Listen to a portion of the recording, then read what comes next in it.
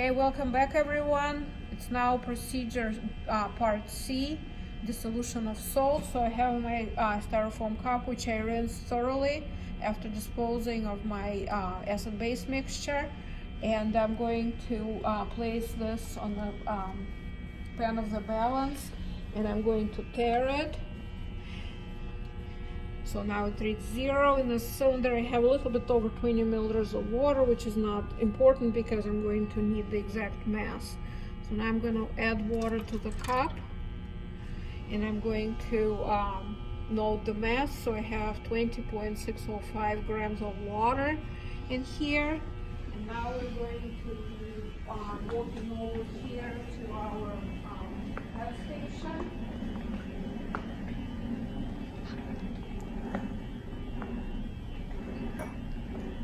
I'm going to place my cup with water into the beaker, replace the lid, and at the same time here I have potassium bromide.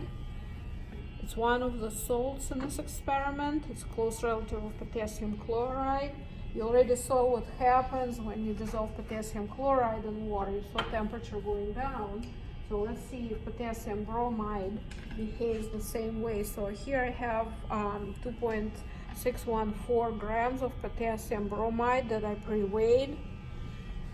We're going to start a new experiment here. But first we have to put the temperature probe in, of course. So I'm going to put temperature probe in the water.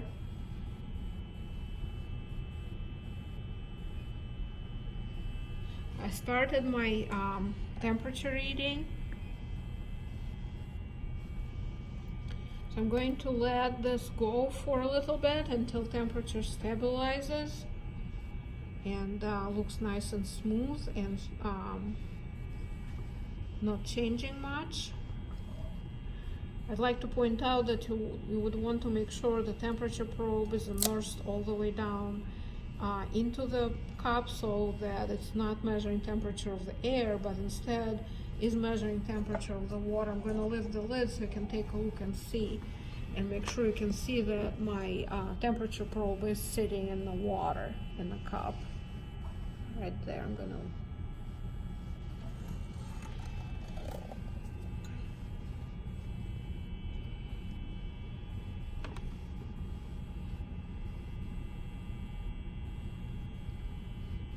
So now that my temperature looks more or less stable at this point,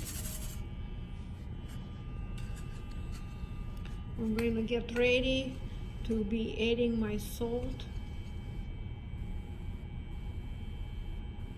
to the water.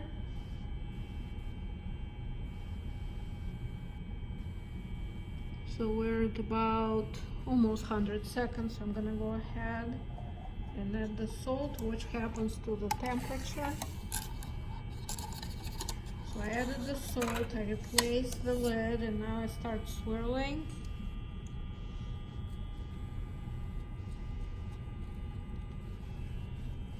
Hopefully you can see that my pink line representing temperature change did go down quite a bit. So again, this is a situation where a reaction between salt and water requires energy to be absorbed from the environment. In other words, this is an endothermic process where heat of reaction is going to be negative, but enthalpy of reaction is going to be positive. Notice that I'm swirling gently. I opted not to use a stir, instead just kind of swirling it around to make sure salt is dissolving. It's important to make sure we wait until temperature starts plateauing, meaning salt has dissolved completely, indicating end of the reaction. Looks like we're approaching that portion of the curve now. You can see temperature starting to stabilize at around 19 degrees. Like I said, generally one trial lasts about 300 seconds or 5 minutes. We're at about 200 seconds. We're gonna let it go a little bit longer before we stop it. So initial temperature looks to be right around 23.5 degrees up here. This is our initial. The final is lower. Final would probably be estimated at around 18.8 degrees or so if we did our mixing timeline and then extrapolated. So clearly an example of an endothermic reaction between salt and water. Like I said, some salts dissolve endothermically while some dissolve exothermically. I just happen to pick salts that dissolve endothermically, so you can expect your delta T to be negative in this case because final temperature is lower than initial. So we're going to stop this run. We're right at about 250 seconds. And so once again, you can see how a curve like this can be used to find final temperature. I would point out that in your lab manual, there is a diagram on figure 25.5 right here that shows for an exothermic reaction how delta T is found.